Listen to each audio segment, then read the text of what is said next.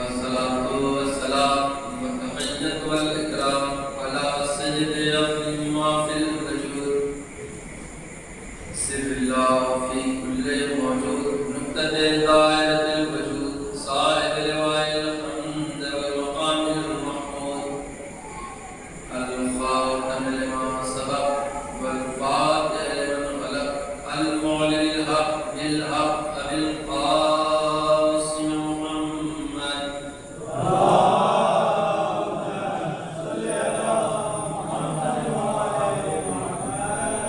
وآل الطيبين الطاهرين المعصومين المنتجبين المنتقمين ولعنة الله على أعدائهم وغاسلهم وحقوقهم أجمعين من يومنا هذا إلى قيام يوم الدين. أما بعد فقد قال الله تبارك وتعالى في القرآن المجيد بسم الله الرحمن الرحيم والسلام علي يوم ولدت ويوم أموت ويوم أبعث حيا. السلام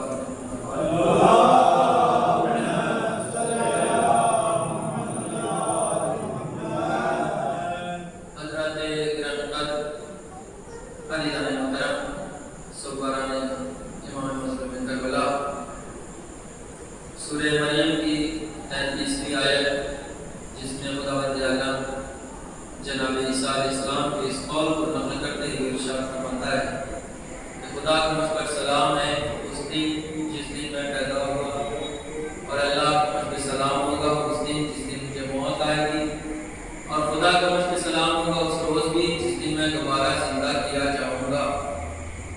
گرامی اسی آیت کے ذیل میں ہم زیارت وارثہ کے کچھ جملوں کے حوالے سے چند باتیں عرض کر رہے تھے اور انہی جملوں کے حوالے سے دو چار باتیں آج بھی آپ کی خدمت میں عرض کرنے کی سعادت حاصل کروں گا. وراثت انبیاء جو امام حسین علیہ السلام تک پہنچی اسی وراثت کا تذکرہ ہو رہا تھا کہ امام کس کس کے وارث تھے. زیادت کی بتاتی ہے کہ وراثت شروع ہوئی ہے جناب آدم سے، اس کے بعد جناب نوح کے وارث بنے اور پھر اس کے بعد تیسرا جو جملہ ہے زیارت وارثہ کا وہ ہے السلام علیکہ یا وارث ابراہیم خلیل اللہ. سلام ہو آپ پر اے ابراہیم خلیل اللہ کے وارث. خلیل عربی میں دوست ہوتے ہیں، اے اس نبی کے وارث جو اللہ کا حبیب ہے اور اللہ کا دوست ہے.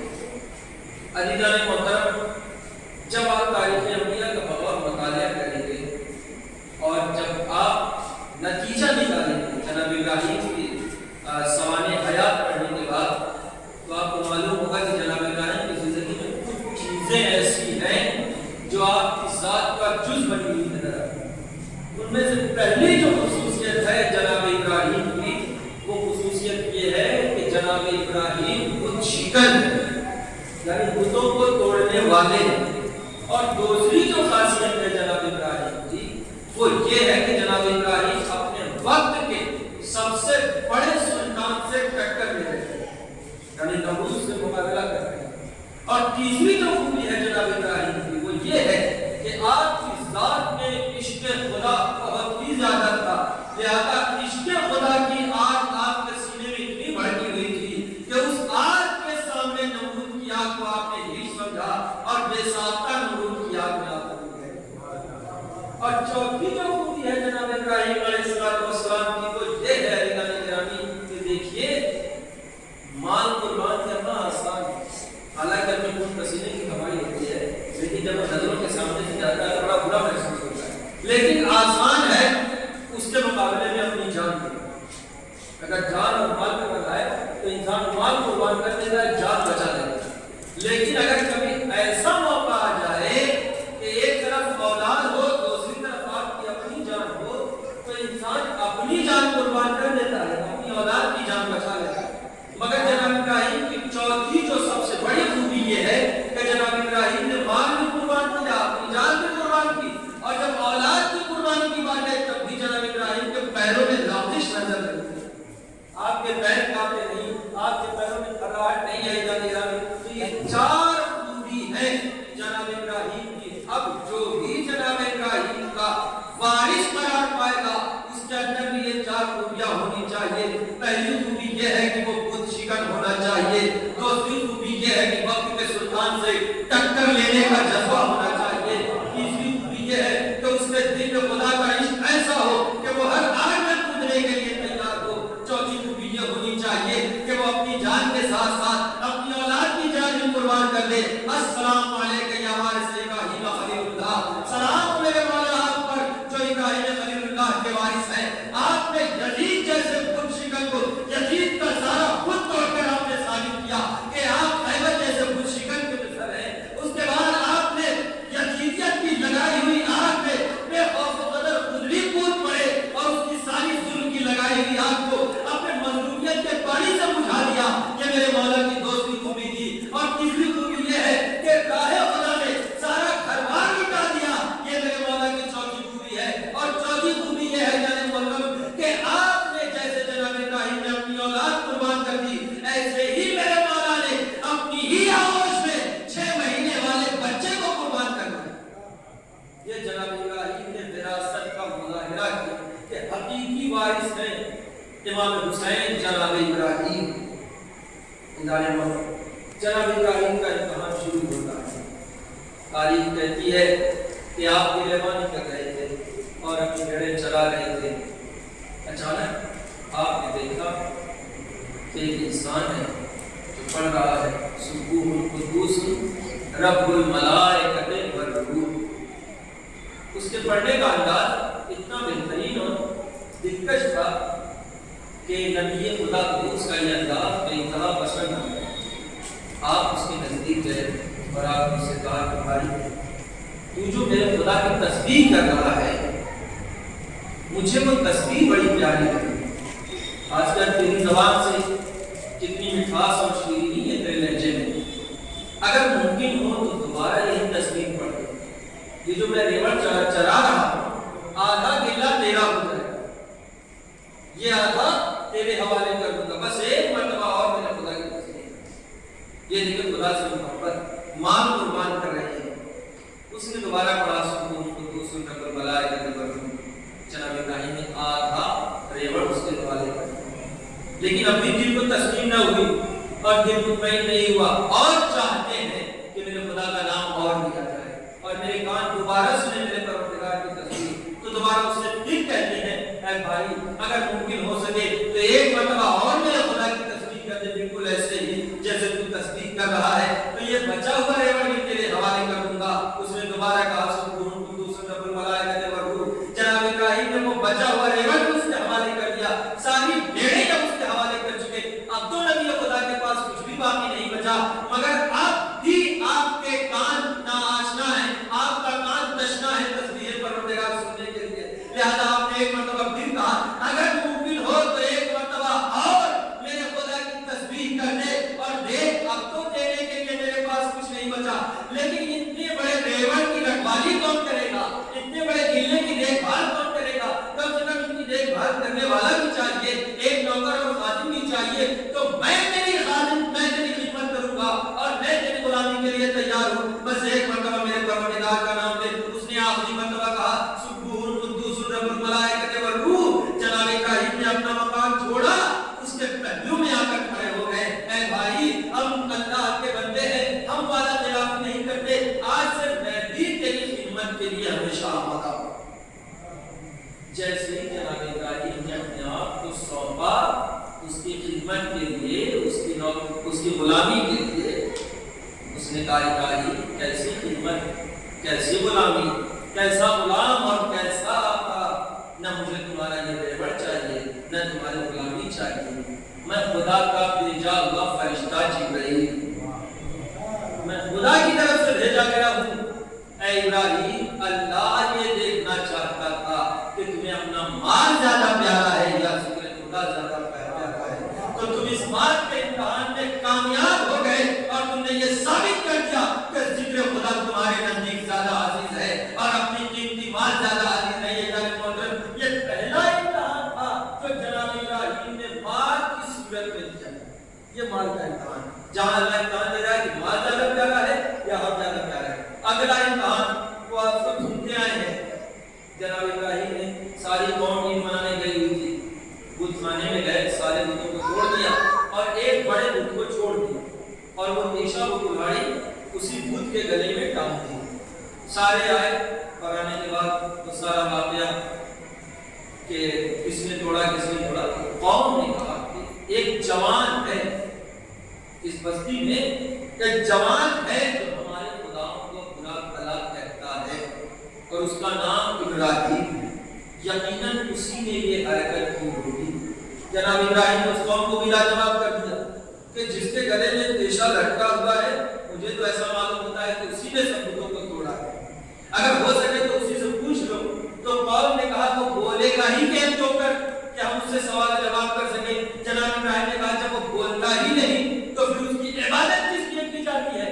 جب کفر مقبول ہو گیا اور لاجواب ہو گیا تو انہوں نے ایک منصوبہ بنایا کہ اسے آگ میں جلایا جائے. جو ہمارے خدا کو نہیں مانتا, یہ کافروں نے سزا تجویز کی ہے کہ جو ایک خدا کو نہیں مانتا یا جو ہمارے خدا کو نہیں مانتا اسے آگ میں جلایا جائے. اسی لیے پروردگار عالم نے جو اسے نہیں مانتا اس کے لیے جہنم کی آگ تیار کی ہے کہ یاد رکھنا یہ ہماری بنائی ہوئی سزا نہیں ہے, یہ تم نے خود تیار کر کے رکھی. لہذا جناب جیسے ہی قوم آئی اور بادشاہ سے کہتی ہے کہ ایسا ایسا معاملہ کر پیش ہے. بادشاہ نے حکم دیا کہ ساری دنیا سے لکڑیاں اکٹھی کی جائیں اور آپ جائیں عراق میں وہ مقامات موجود ہیں جہاں آگ کا پہاڑ ہے. ساری دنیا سے لکڑیاں اکٹھی کی گئی اور اس کے بعد اس میں آگ لگا دی گئی. ایک مرتبہ سب اللہ کا حکم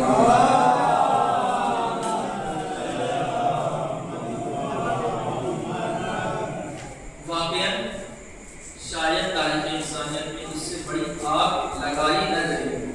جتنی بڑی آگ چلائی گئی اس کے شعلے آسمان سے باتیں کر رہے ہیں. اتنے بلند شعلے کہ کوئی پرندہ بھی اس کے اوپر سے گزر نہیں سکتا اور اگر مبادہ گزر گیا تو جل کر راک ہو جائے. لہذا آنے والے رہا اب یہ تجربہ کہ اتنی بڑی آگ میں خود جا کر کیسے دیکھا جائے. تو خود شیطان آیا اور اس نے مشورہ دیا کہ ایک گوبر بنایا جائے منجنیب اور اس میں بٹھا کر اسے گھمایا جائے اور اس کے بعد جب وہ پریشر بنے گا تو ابراہیم کو آگ میں اچھال دیا جائے. اب دیکھتے جناب مال کا امتحان ختم ہو چکا. مال کے امتحان میں جناب ابراہیم کامیاب ہو چکے اور ثابت کر دیا کہ ہمیں اپنے مال سے زیادہ ذکر خدا پیارا ہے. اب جان کا امتحان شروع ہے. جناب ابراہیم کو جیسے ہی دیکھا گیا, انسان تو دور کی بات ہے فرشتوں میں بھی اس طرح پیدا ہو گیا, ملائکہ کی صفوں میں بھی بے چینی پیدا ہو گئی اور سب کے سب ذات پروردگار سے مخاطب ہو کر کہنے لگے اے خدایا زمین پر ایک ہی تو بندہ تھا جو تیرا نام لینے والا تھا, ایک ہی تو بندہ تھا جو تجھے سجدہ کرنے والا تھا, ایک ہی تو بندہ ہے جو تیرا ذکر کرنے والا ہے. اب وہ بھی جلا دیا جائے گا تو اس زمین پر تیرا نام لیوا کون ہوگا؟ تو پروردگار عالم نے کہا ایسے ہی تو میں خلیل نہیں بنا لیتا. اگر تم مدد کرنا چاہتے ہو تو میری طرف سے اجازت ہے, جاؤ اور میرے نبی کی مدد کرو. علی محترم وہاں سے جبریل چلے اور ادھر جناب ابراہیم آگ اور ہوا کے درمیان ہے. جبریل آتے ہیں اور ایک ہی سوال کرتے ہیں اللہ کا آجا ابراہیم کیا مدد کی ضرورت ہے؟ اگر نبی خدا یہ کہتے ہیں مدد کی ضرورت نہیں ہے تو یہ بھی جھوٹ ہے, اور اگر مدد مان لیتے ہیں تو قلت ابراہیمی پہ حرف آتا ہے کہ خدا کے علاوہ کسی اور سے مدد مانگی. لہذا جناب ابراہیم نے درمیانی راستہ نکالا اور یہ کہا کہ ہاں مدد چاہیے مگر تم سے مدد نہیں چاہیے, اور جس سے مجھے مدد دینی ہے تو میری مدد کرنا خوب جانتا ہے. جس سے مجھے مدد چاہیے اس سے مدد مانگنے کی ضرورت نہیں ہے, وہ میری مدد کرنا خوب جانتا ہے. بس جیسے ہی جناب ابراہیم کی زبان مبارک سے یہ جملے نکلے ادھر پروردگار عالم نے آگ کو حکم دیا یا نار کونی بردم و سلامن علی ابراہیم, اے آگ ٹھنڈی ہو جا اور ایسے ٹھنڈی ہو کہ جناب ابراہیم کو کوئی نقصان نہ پہنچنے پائے. یہ دوسرا امتحان کا جان جناب ابراہیم اس امتحان میں بھی شروع ہو گئے. اب اگلا اور آخری امتحان پروردگار نے آپ سے لیا آپ کی اولاد. اس امتحان میں آپ نے ثابت کیا کہ جب جان زیادہ پیاری نہیں بلکہ خدا کا نام زیادہ پیارا. آخری امتحان جو تھا وہ یہ تھا کہ آپ عید الاضحیٰ مناتے ہیں، وہ اسی قربانی جناب اسماعیل و ابراہیم کی یادگار۔ اللہ نے جناب ابراہیم کو خواب دکھایا اپنے چھوٹوں کہ آپ اپنے بچے کو ذبح کریں۔ یہ سے دیکھیے کہ نبی خواب دیکھ رہا ہے تو اس خواب پہ عمل بھی کرنا۔ نبی خواب دیکھتا ہے تو اس خواب کو حکم خدا سمجھتا ہے، لیکن ہمارے اور آپ کے خواب کی کوئی حقیقت نہیں۔ نبی خواب دیکھے کہ اپنے بیٹے کے گلے میں چھری چلا رہا ہے تو جناب ابراہیم نے یقیناً چھری چلا دی، لیکن اگر ہم خواب دیکھیں کہ اپنے بیٹے کے گلے میں خنجر چلا رہے ہیں اور ہم خنجر چلا دیں تو یقیناً دنیا ہمارے لیے سزا متعین کرے گی اور ہمیں واجب القتل قرار دے گی۔ اس کا مطلب کیا ہے کہ ہمارا اور نبی کا خواب برابر نہیں ہے، تو ہمارا اور نبی کا جب خواب برابر نہیں ہو سکتا تو ہماری اور نبی کی ذات کیا برابر ہو سکتی ہے؟ ہرگز برابر نہیں ہو سکتی۔ عزیزان محترم، وہ تیسرا روز جب جناب ابراہیم نے خواب دیکھا تو آپ نے اپنے بچے سے بیان کیا، اے اسماعیل انی ارا فی المنام انی اذبحک فانظر ماذا ترى۔ اے بیٹا، میں نے خواب دیکھا ہے کہ میں تجھے ذبح کر رہا ہوں، تو بتا کہ تیری رائے کیا ہے۔ حالانکہ حکم خدا تھا، ہر بیٹے سے رائے پوچھنے کی ضرورت نہیں تھی، مگر جناب ابراہیم ہمیں یہ دکھانا چاہتے تھے کہ صرف یہ نہ دیکھو کہ میرے دل میں عشق خدا کتنا بڑا ہوا ہے، یہ بھی دیکھو کہ میری اولاد کے سینے میں بھی وہی عشق خدا پہنچے سکے۔ جناب اسماعیل نے کہا، بابا افعل ما تؤمر، آپ کو جو حکم دیا گیا ہے اسے بجا کریں، ستجدنی انشاء اللہ من الصابرین، آپ مجھے صبر کرنے والوں میں پائیں گے۔ جناب اسماعیل نے ایک مرتبہ بھی نہیں کہا کہ خواب دیکھا ہے تو اس خواب کی حقیقت کیا ہے بھول جائیے، ایسے ادھورے خواب آتے رہتے ہیں، کوئی دعا پڑھ لیجیے۔ جیسے ہی جناب ابراہیم نے اپنا خواب بیان کیا، جناب اسماعیل نے اس خواب پہ یقین کر لیا۔ معصوم بھی بہتر جانتا ہے کہ معصوم کا خواب حقیقت ہوتا ہے یا معصوم کا خواب مجازی ہوتا ہے۔ عزیزان محترم، ادھر جناب ابراہیم نے خدا کی محبت میں اپنے بیٹے اسماعیل کے گلے میں چھری چلا دی، چھری چلائی اور اپنے امتحان میں کامیاب ہو گئے۔ یہ تو خدا کا فضل و کرم تھا کہ فوراً اسماعیل کو چھری کے نیچے سے ہٹایا گیا اور دمبے کو لگایا گیا، دمبا ذبح ہو گیا۔ اسماعیل کھڑے مسکرا رہے تھے، جیسے جناب ابراہیم نے ہاتھوں سے پٹیاں ہٹائی، آپ نے دیکھا کہ بیٹا کھڑا مسکرا رہا ہے، فوراً رونے لگے، خدایا کیا میں اپنے امتحان میں ناکام ہو گیا؟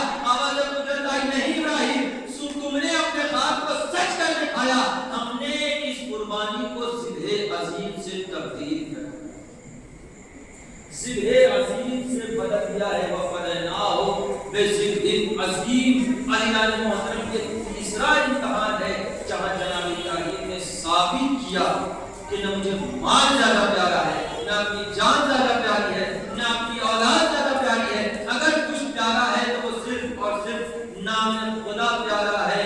السلام علیکم یا وارث ابراہیم خلیل اللہ، سلام ہو میرے مولا حسین آپ پر جو ابراہیم خلیل اللہ کے وارث ہے۔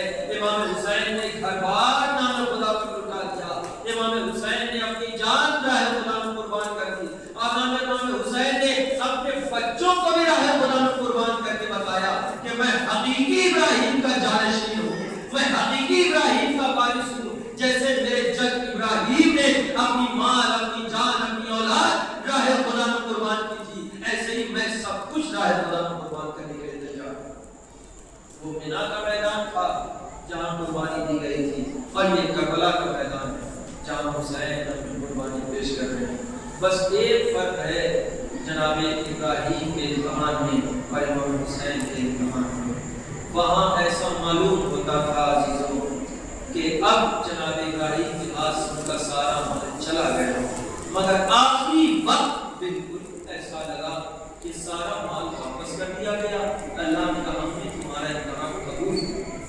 ایسا معلوم ہوا جیسے اب جناب ابراہیم کی جان چلی جائے گی اور آپ کے جسم کی جھنسا کر رکھتے تھی، لیکن عین آخری موقع پر خدا نے جناب ابراہیم کی جان کی حفاظت کر لی۔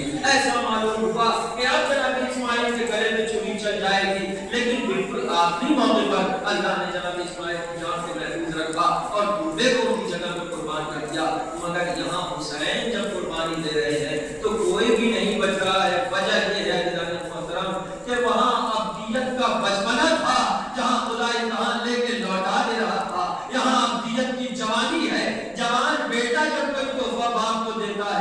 बाप खुशी से कबूल कर लिया करता है, मगर छोटा बच्चा जब कोई बाप को तोहफा देता है तो बाप लेने के बाद वापस कर दिया करता है ये कहकर कि मेरे लाल हमने तुम्हारा तोहफा कबूल कर लिया लेकिन तुम्हें इसकी जरूरत ज्यादा है। बस यही फर्क है अजीजों, कहीं अमतियत का बचपना और कहीं अमतियत की जवानी, यहाँ इम्तिहानात कबूल हो रहे हैं। दुनिया ये न कहे अगर अल्लाह को हुसैन डाले थे तो हुसैन बचाए क्यों न गए।